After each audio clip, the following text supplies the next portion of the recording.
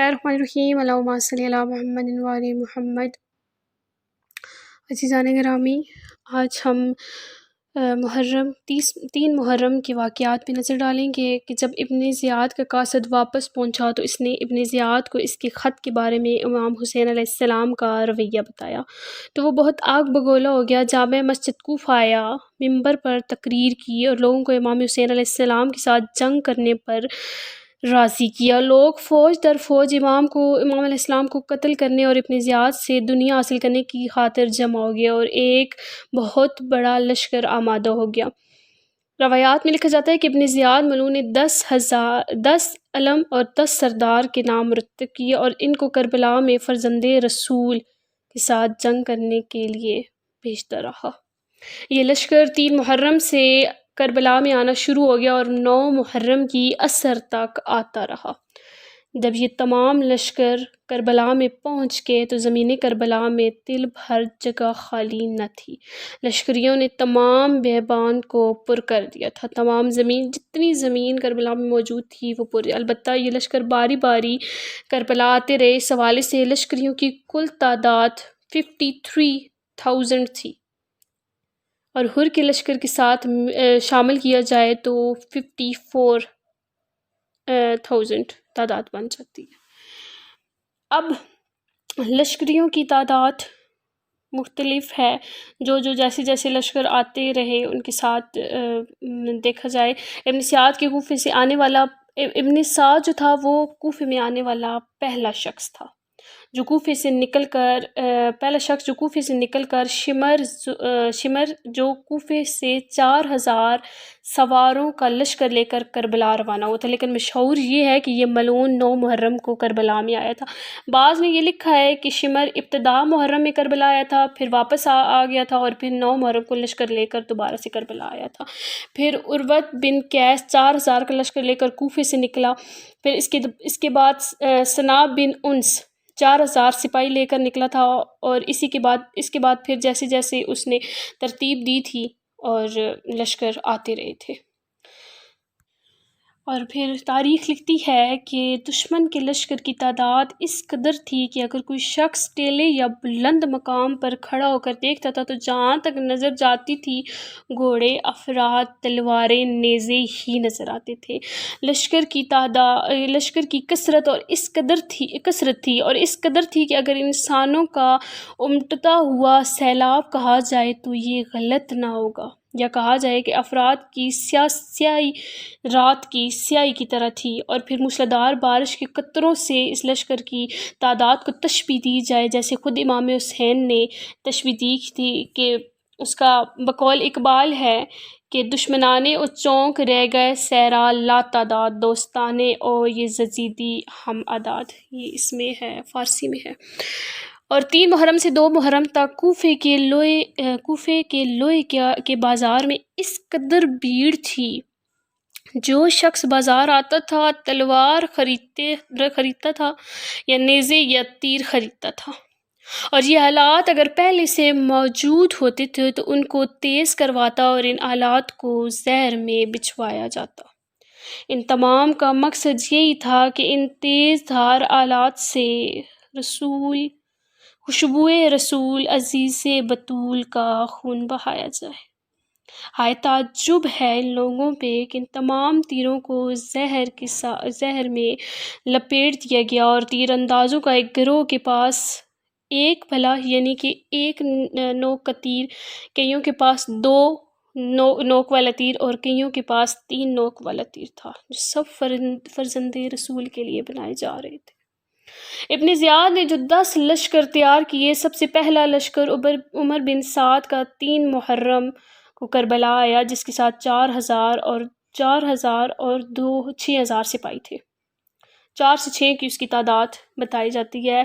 اس نے پہلا اپنا علم لگایا اور فرات کے کنارے اپنے ڈیرے جما لیے۔ اسی طرح سے تمام لشکر آتے رہے اور وہاں پر اپنا ڈیرا جماتے رہے۔ عمر بن سعد سے پہلے حر بن یزید ریائی کربلا میں موجود تھے۔ یہ وہی حر تھے جنہوں نے امام کا راستہ روکا تھا۔ اس نے ہی امام کو اس خشک اور بیاب صحرا میں اترنے پر مجبور کیا تھا۔ حر کو عمر بن سعد کے کربلا آنے پر دل میں خیال آیا یہ لشکر بھی حضرت آل ابا کا ہے، میں ان سے جنگ کرنے آ گیا ہوں، حضرت پر زندگی تنگ کرنے کے لیے آ گیا ہوں، میں اس کا سبب بنا ہوں۔ وہ اپنے دل ہی دل میں حر بہت شرمندہ ہوا اور ہمیشہ دل ہی دل میں اپنے آپ کو ملامت اور مزاحمت کرتا رہتا تھا کہ میں نے امام حسین علیہ السلام کو کس قدر ظالموں کے ظلم کے طوفان میں پھنسا دیا، تمام اہل بیت کو دشمنوں کے چنگل میں پھنسا دیا۔ اس لیے یہ حال معلوم کرنے کے لیے کہ ابھی جو لشکر آیا ہے امام سے جنگ کرنے آیا ہے یا ویسے آیا، دکھی دل اور پریشان حالت میں اٹھا ابن سعد کے پاس آیا، سلام کیا۔ عمر نے جواب دیا اور حر کو خوش آمدید کہا، پھر اپنے امیر ابن زیاد کا فرمان حر کو دکھایا اور فخر کیا۔ جناب حر نے جب عمر بن سعد لعین کو جنگ کے لیے تیار دیکھا تو پھر بہت پریشان ہوئے، پریشانی میں اضافہ ہوتا گیا لیکن خاموش رہے اور اپنے آپ کو سنبھالے رکھا، اس انتظار میں کہ یہ بات کہاں تک پہنچتی ہے۔ روایات میں لکھتے ہیں کہ جب ابن سعد ظالم کربلا کی زمین پر ٹھہر گیا تو ایک کوفے کا بہادر شخص تھا، عروہ بن قیس اس کا نام تھا، اس کو بلایا اور کہا کہ جاؤ امام حسین علیہ السلام سے پوچھو کہ آپ اس طرف کیوں آئے ہیں۔ عروہ خود وہ شخص ہے جس نے امام کو خط لکھا تھا، کوفہ آنے کی دعوت دی تھی۔ ان خط کا ذکر میں پہلے کر چکی ہوں جو کوفہ والوں کی طرف سے امام کو لکھے جاتے تھے کہ آپ آئیں اور ہماری نصرت کریں۔ لہٰذا ابن زیاد کا حکم سنتے ہی اس کا رنگ زرد ہو گیا اور پیشانی پر پسینہ نمودار ہوا۔ اس نے سر نیچے کر لیا، تھوڑی دیر بعد سر اوپر کیا اور کہا میں یہ کام نہیں کر سکتا۔ جب ابن زیاد نے دیکھا کہ یہ عروہ امام حسین کے پاس جانے سے انکار کر رہا ہے تو لشکریوں کی طرف منہ کر کہا کہ تم میں سے ایک شخص جائے امام حسین علیہ السلام سے پوچھ کر آئے کہ اس طرف یعنی کہ عراق اور کربلا کیوں آئے ہیں۔ کسی سپاہی نے جواب نہ دیا کیونکہ ان میں سے اکثریت نے امام علیہ السلام کی خدمت میں خط لکھا تھا اور دعوت دی تھی، اس لیے سب نے اپنے سر کو جھکا لیا۔ بالآخر کثیر تعداد میں سے کثیر بن عبدل جو بہادر اور شجاع، بے پاک نیز بے حد بد اخلاق اور بے حیا انسان تھا، اٹھا اور کہا جب کوئی نہیں جاتا تو میں حسین علیہ السلام کے پاس جاتا ہوں، اگر تو حکم کرے تو میں اس کو قتل کر دوں۔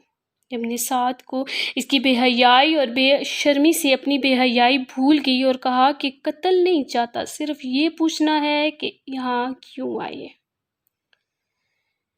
جب وہ اس حال میں نکلا، اپنے خیام سے نکل کر تلوار کمر سے لٹکائی ہوئی تھی، بڑے تکبر اور غرور سے امام کے خیام کی طرف روانہ ہوا۔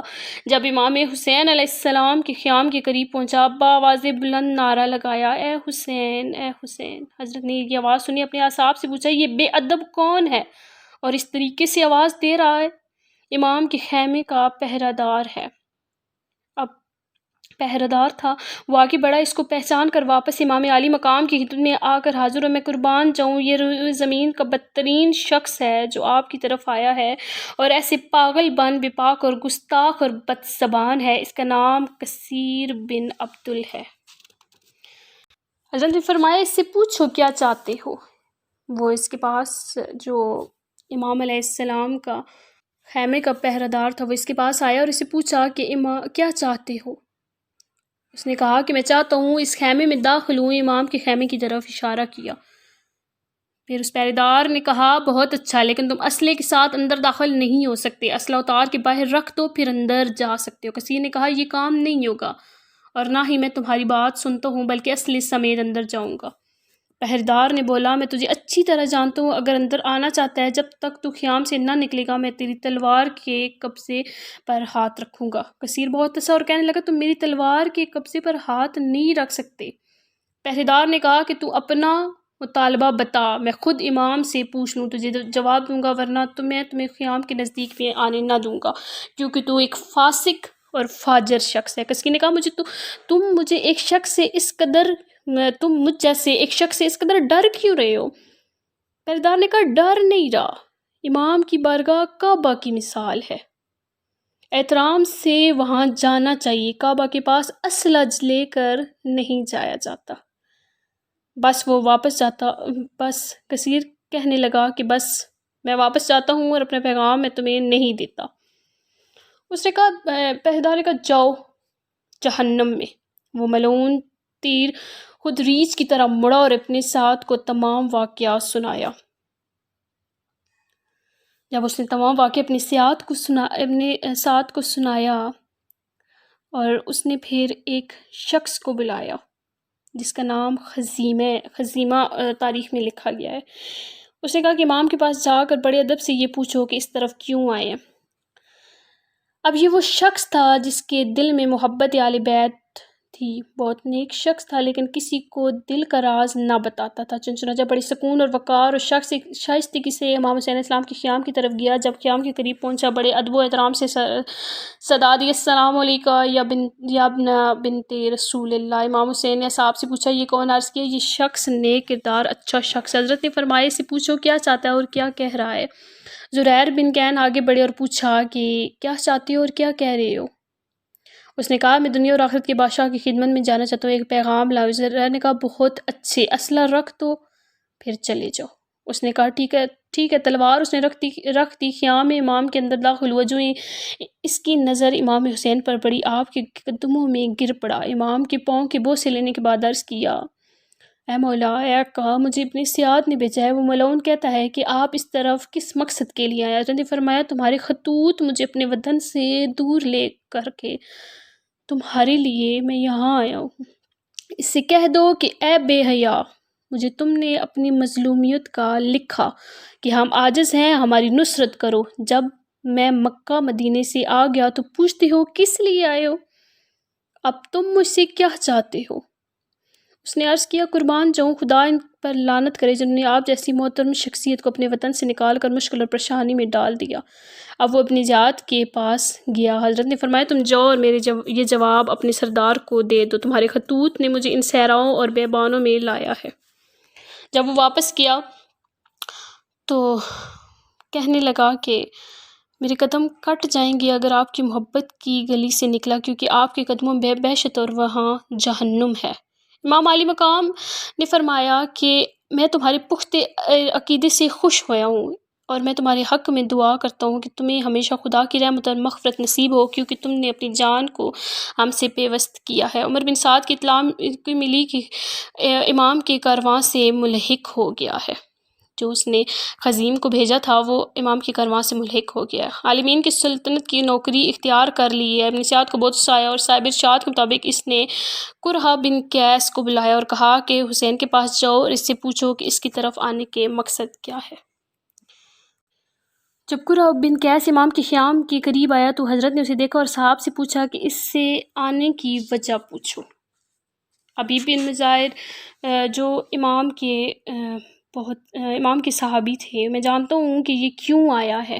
پہلے تو یہ شخص صالح اور نیک اچھا تھا، میرا گمان تک نہ تھا کہ یہ بھی اپنی سیاد کے ساتھ آئے گا۔ اتنے میں قرہ بن قیس امام کے پاس آیا، سلام کیا، اپنے ساتھ کا پیغام دیا۔ امام نے فرمایا عمر سعد سے کہہ دو کہ تمہارے شہر کوفہ والوں نے مجھے خطوط لکھے اور کوفہ آنے کی دعوت دی، میں ان کی دعوت پر کوفہ آیا ہوں۔ اگر تمہیں میرا اس طرح آنا پسند نہیں تو میرا راستہ چھوڑ دو، میں واپس چلا جاتا ہوں۔ قرہ نے جواب لیا، واپس جانے کو کہا تو حبیب ابن مظاہر نے کہا اے قرہ، ہائے افسوس تم پر، کیا پھر انہی ظالموں اور ستم کارواؤں کے پاس جا رہے ہو؟ امام مظلوم غریب کی نصرت سے دور بھاگ رہے ہو؟ کیا تم نہیں جانتے کہ خداوند متعال کی ذات نے ان کے آباء کا صدقہ ہمیں اور تمہیں دین عطا کی ہے، ہمیں اسلام کی طرف ہدایت کی ہے؟